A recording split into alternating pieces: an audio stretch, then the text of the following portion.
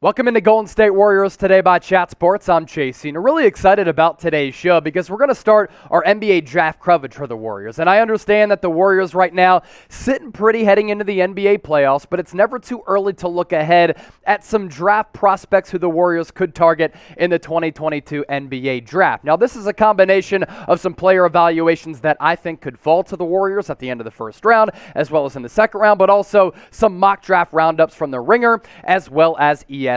So we start off with Gene Montero. He could go late in the NBA draft first round, coming from the G League Ignite. Really intriguing player who can really play. 6'2", 175 from the Dominican Republic. He's a really speedy player and a very good ball handler who really does have the ball on a string. Flashy playmaker who really does remind me a lot of Dennis Schroeder. That's my player comp for him. He can certainly improve on his outside stroke a little bit, but in terms of getting to the basket, creating for others, and getting to spots on the floor where he can get his shot off, he kind of reminds me in that regard of Dennis Schroeder. As for something that he needs to work on, needs to add to his frame a little bit. He's a skinny and wiry 6'2", 175 pounds. Now, this is why you subscribe to Golden State Warriors Today by Chat Sports. As we get closer and closer to 30,000 subscribers, of course, we bring you the latest Warriors news and rumors, but this is your one-stop shop for Warriors videos all year round for the NBA draft, for the regular season, for NBA free agency,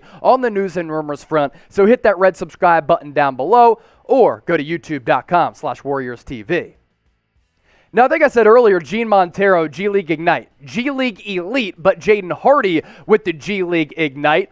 Also a really good player who could fall to the Warriors at the back end of the first round of the NBA draft. I like his size a little bit more than Gene Montero. He checks in at 6'4", 190 pounds. He can really do some things off the dribble and be that primary ball handler, but I think Jaden Hardy is a player who better slots out to be an off-ball guard, more of a two-guard type for Jaden Hardy. 6'4", 190 pounds. When I watch him, I think he thrives more off-ball than he does on-ball. He can be a hyper scorer who, when he gets hot, when he catches that microwave scoring level, he could put the ball in the hoop and you're like, wow. You look up at the scoreboard, he already has 25 points in about 20 minutes. That's the specialist scoring ability that Jaden Hardy has. Has a tight handle as well, so he can run a little one guard, but I like him better as a two guard. Then you kind of run some of those off-ball actions for him, off-ball screens, but then when he does have the ball in his hand, maybe some pick and roll, pick and pop, he'll be able to get to the basket or use an array of moves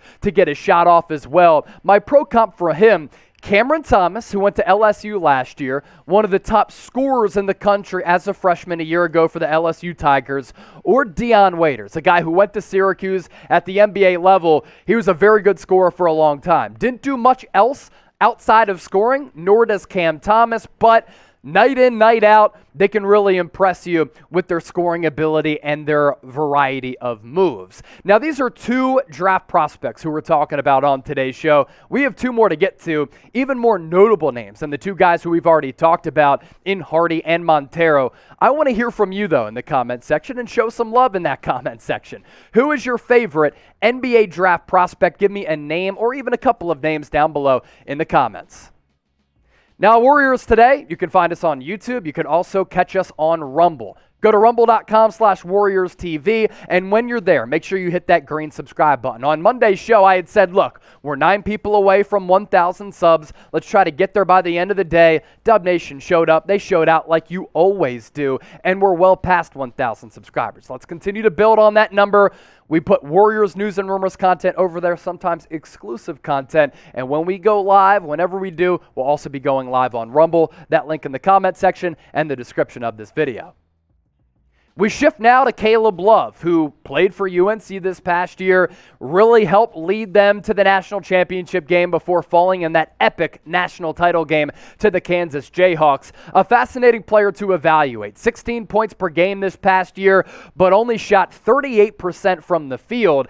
he is one of the more inefficient offensive players in this draft class, but the upside in terms of his scoring ability is certainly there, and I can live with him shooting 36% even from beyond the arc, especially with a lot of volume there, as evidenced by the field goal attempts numbers. This dude is never scared to let it chuck, almost 14 field goal attempts per game. I like his size at 6'4", 195 as a combo guard. Coming out of the St. Louis area, former five-star, it was a huge get for Roy Williams when he committed to UNC. He is a straight-up dog with no fear. He showed that in that Final Four game when he dropped 28 points against Duke to send Coach K packing, and I like that confidence about him, and I think that helps his game translate to the NBA level. In the guts of the game, when I need somebody to take a shot, and I want somebody who's not scared to rise up and let it fly from anywhere on the floor because he can get buckets right when he steps across half court, Caleb Love is that type of dude. Pro comp for him, a little bit of a Lou Williams or Jamal Crawford. Any given night, they could be 5 of 20, but the next night, they could be on a heater. They could go 15 of 20. The shot selection for him, a little bit questionable. There are some times when he pulls up from 30 feet, I'm like, yo, Caleb, if I'm your coach, I love the confidence, but the shot in that moment, that ain't it.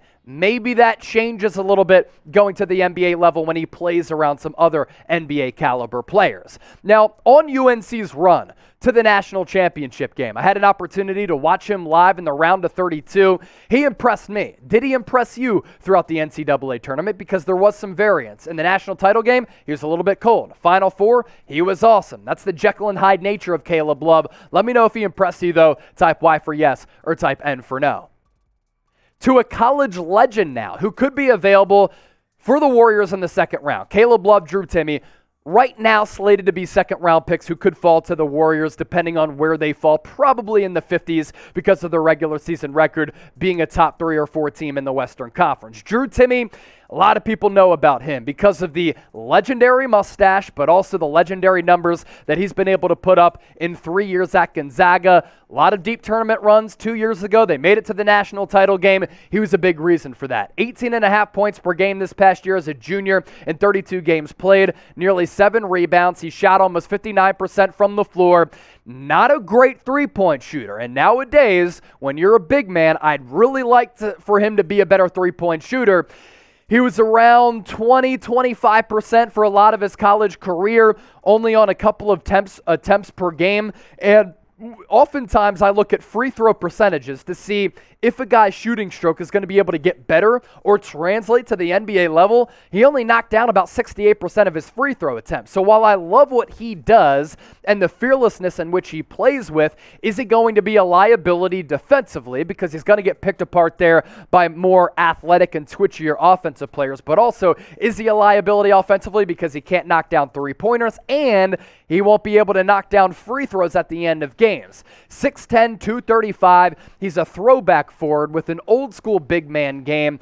I do think that he'll be able to score at the NBA level because he's very crafty and creative in ways to find twine, but he lacks elite athleticism, not a good defensive player. He does everything well, but doesn't do anything great. My pro comp for him is Christian Laettner. Now, Christian Laettner out of Duke was one of the best college players of all time. He ended up playing for well over a decade at the NBA level. He didn't blow anybody's doors off at the NBA level, but he was a steady presence coming in off the bench.